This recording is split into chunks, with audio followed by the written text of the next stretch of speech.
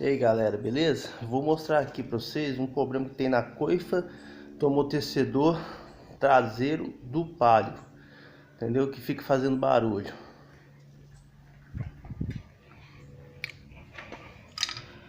Coifa é essa borracha aqui, ó. Tá vendo essa borracha aqui? Essa borracha aqui, ela solta lá em cima aqui, ó. Ela solta lá em cima e ela fica descendo e subindo, fica batendo, entendeu? Aí o que acontece?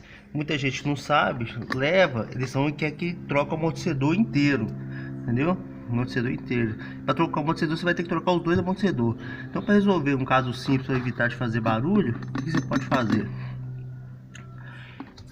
Coisa simples, pega ela vai estar solta, você desce ela, entendeu? Aqui em cima, aqui ó, nessa parte de cima, aqui ó, você vai chegar, vai pegar uma cola, entendeu?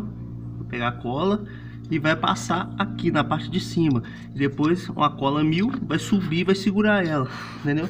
Automaticamente ela vai ficar colada de novo, daí vai evitar de ficar batendo, entendeu? Se o seu carro tá com algum barulho lá atrás, confere a coifa do amortecedor traseiro, entendeu? Que costuma ficar fazendo barulho. E já procurei vários vídeos aí, ninguém tipo informava nem nada, entendeu? Aí a única solução que eu tive foi essa, entendeu? Passar a cola e colar ela de novo.